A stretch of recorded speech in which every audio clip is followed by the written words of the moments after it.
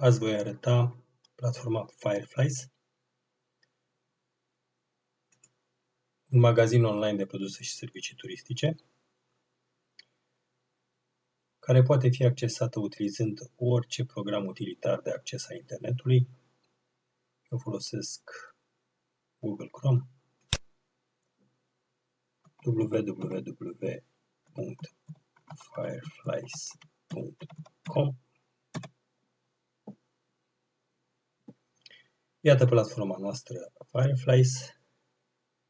Voi intra în ecran complet, tocmai pentru a explica rapid părțile principale ale paginii de start. Avem o zonă de antet. Sub zona de antet este corpul paginii. În partea de jos avem subsolul paginii. Vreau să remarc doar că atât antetul cât și subsolul vor fi afișate tot timpul pe toată perioada accesării platformei noastre. Voi explica acum fiecare parte din această pagină, antetul, corpul și subsolul, separat. Să începem cu antetul. Antetul aflat în partea superioară a paginii are două componente importante. Meniul principal, care în cazul acestei pagini se găsește acționând butonul meniu, se deschide o fereastră în care elementele meniului apar explicit. Dacă pagina este mai mare, componentele meniului se extind pe orizontală. În partea stângă se află logo-ul platformei împreună cu denumirea acesteia, care împreună formează butonul de revenire în această pagină din orice altă pagină ne-am afla în parcursul derulării activității noastre de informare, de rezervare sau de analiza ofertelor puse la dispoziție de către platforma noastră. Haideți să vedem fiecare buton în parte din meniu ce face. Butonul de login. Butonul de login ne permite să intrăm în platforma al cărei proprietar suntem noi, pentru aceia care și-au deschis o astfel de pagină, completând formularul de înscriere. Haideți să vedem cum apare.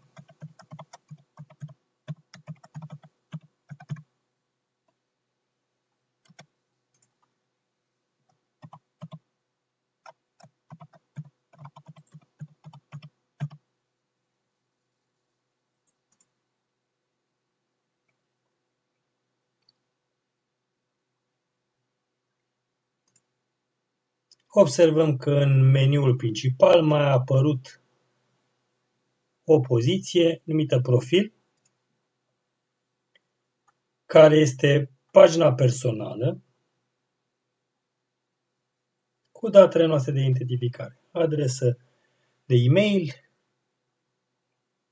date personale necesare în procesul de facturare și de transmiterea dreptului de proprietate a ceea ce achiziționăm de pe platformă. Revenim în pagina principală.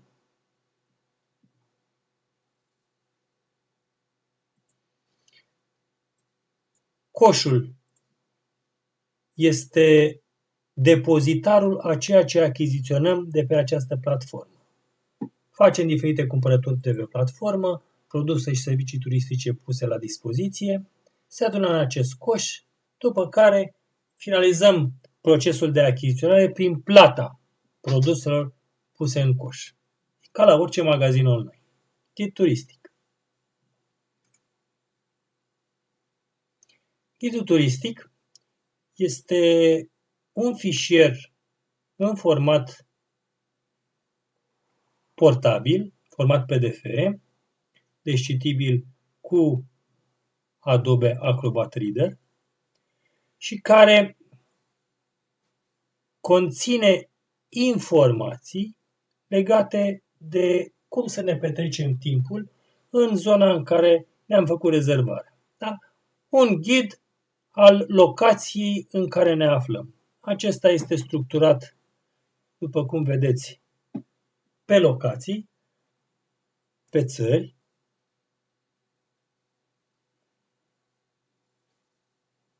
Iată. Dar putem să alegem și de pe o hartă care este afișată, din multitudinea de oferte care au ghiduri turistice editate în platforma noastră. Da? De asemenea, putem să căutăm o destinație în căsuța de căutare. Ne întoarcem în pagina principală. Moneda de lucru a platformei noastre este dolarul american. Dacă dorim să alegem și altă valută, de exemplu euro, bifăm în caseta care apare euro, iar prețul nostru va apărea atât în moneda americană, cât și cu caractere mai mici în euro la cursul de schimb al platformei. De asemenea, limba cu care vrem să vizualizăm informațiile de pe platformă este limba română. Ea este setată implicit datorită faptului că accesăm acest site din România. Dacă suntem, de exemplu, într-o țară în care limba este alta, dau un exemplu, suntem în Portugalia și platforma noastră se va deschide în limba portugheză. E clar că dacă nu cunoaștem limba portugheză, va trebui să accesăm informațiile în limba noastră. Vom seta limba română și vom primi informațiile în limba română. Ultimul element de meniu, relațiile cu clienții, ne dau informații legate cum să comunicăm cu serviciul clienți, astfel încât orice neclaritate, orice întrebare avem în plus față de ceea ce platforma ne oferă ca informație și care ne este pe undeva neclară, să găsim răspuns accesând fie numărul de telefon, fie e-mail-ul, fie în condițiile unei zile de lucru normale,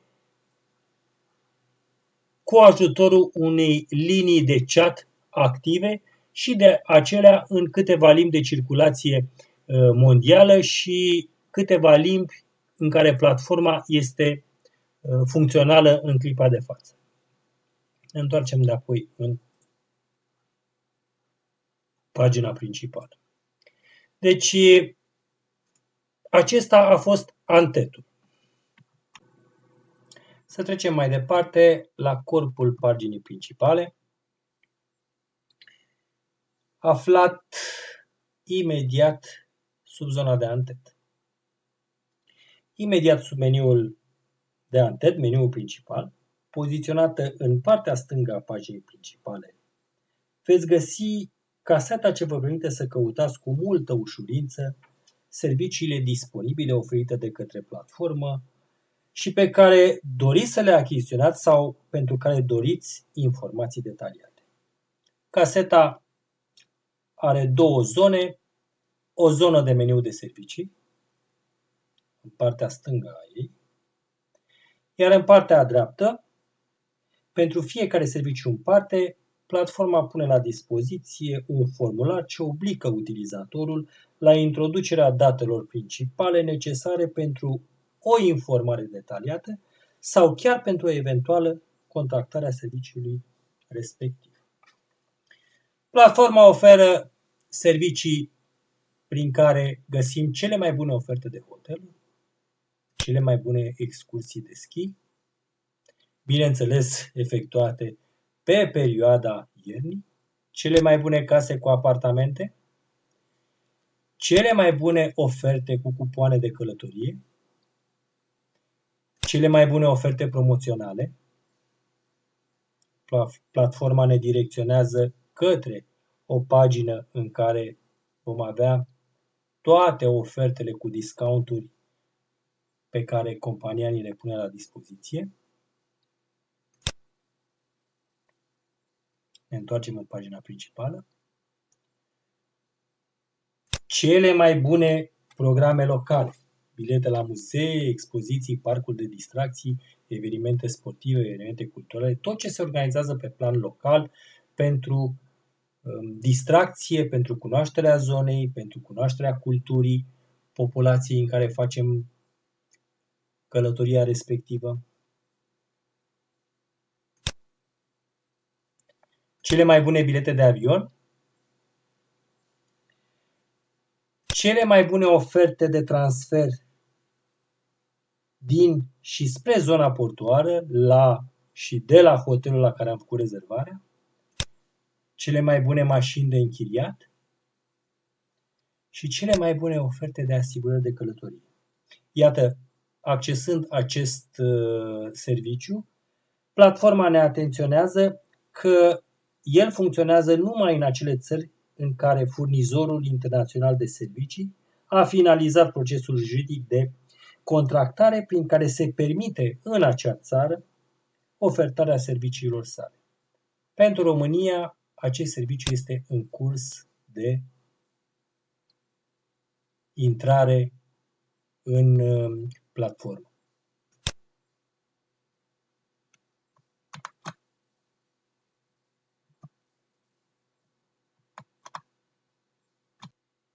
Să mergem mai departe. Să derulăm pagina principală. Imediat sub caseta de servicii vom găsi o atenționare asupra colaborării cu TripAdvisor. Compania noastră colaborează cu această uriașă platformă TripAdvisor în ceea ce privește recenziile și opiniile turiștilor despre hotelurile în care au fost asigurate serviciile de cazare pe perioada desfășurării călătoriilor lor. E foarte util să avem informații, iar baza de date uriașă de care dispune TripAdvisor ne oferă informațiile pe baza cărora putem să luăm decizia în ceea ce ne privește. Urmează în josul paginii zona de oferte speciale alese de către platformă în urma analizei de piață la furnizorii agreați. Vedem o grămadă de oferte structurate sub forma unor dale în care ni se prezintă destinația, numărul de nopți umplit, prețul și discountul față de cel mai bun preț de piață online. Acționând aceste dale, vom fi direcționați către zona de rezervare, unde vedem în detaliu ce conține oferta respectivă. Mai departe, pagina ne prezintă mărturii ale membrilor Fireflies și o scurtă argumentație pe 5 puncte structurate în 5 motive întemeiate pentru a te alătura Fireflies. Acționând acest buton, vedem cele 5 motive care vin în sprijinul dumneavoastră de a vă afilia companiei noastre. Ne întoarcem în pagina principală.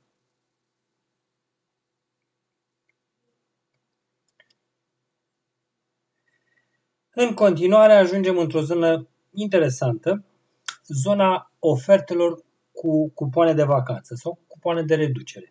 Cupoanele de reducere sunt niște instrumente de plată asemănătoare, haideți să spunem, bonurilor valorice de masă, prin care vacanțe oferite de către companie, vacanțe și călătorii prestabilite cu număr de persoane, cu perioadă și cu servicii incluse, se pot achita parțial cu aceste cupoane de călătorie. Nu voi insista acestui aspect, deoarece vom reveni cu o prezentare specifică acestor tip de oferte. Ceea ce este de remarcat este că putem să alegem în ce țară să mergem, în ce oraș. În partea de jos avem cele mai bune oferte cu cupoane existente. Da? Putem să vedem detaliile de utilizare a acestor cupoane sau să vedem și mai multe oferte pe care compania ni le pune la dispoziție. Iată, avem oferte structurate pe țări. Cu număr de oferte ne alegem țara. Da?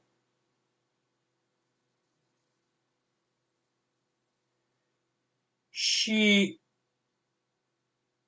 Prin acționarea acestor dale vom fi trimiși într-o pagină în care ni se vor prezenta detaliate ofertele. Cum se pot rezerva ofertele noastre? Iată detaliile legate de rezervarea acestor călătorii prin modalitatea pe care ni se pune la dispoziție. Foarte interesante aceste cupoane, o să vedeți mai departe, avem multe avantaje folosind aceste cupoane. Avanzând în pagină, ajungem în zona informală de sistem, prin care platforma ne oferă detalii asupra privilegiilor afilierii la conceptul Fireflies. Acționând butonul Ce îți oferă Fireflies, vom găsi structurate privilegiile principale care beneficiază cel care intră în această combinație cu Fireflies și care pe undeva ar putea să constituie un element important în luarea deciziei de afiliere la compania noastră. Mai departe, în zona informală, vom găsi o zonă în care primim informații despre evenimentele organizate de către companie, atât cele din trecut cât și cele ce vor urma.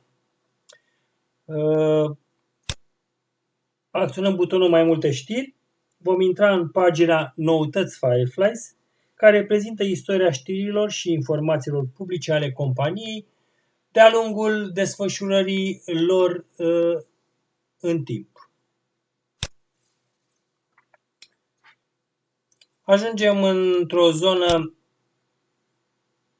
care la începutul prezentării ne-am zis zona de subsol, în care avem legătura platformei cu paginile specifice companiei noastre în mediile de socializare, Facebook, YouTube, Twitter, și meniul de subsol. Meniul de subsol care primele 3 poziții ale meniului ne aruncă, ca să spun așa, în zona casetei cu serviciile oferite de către Fireflies.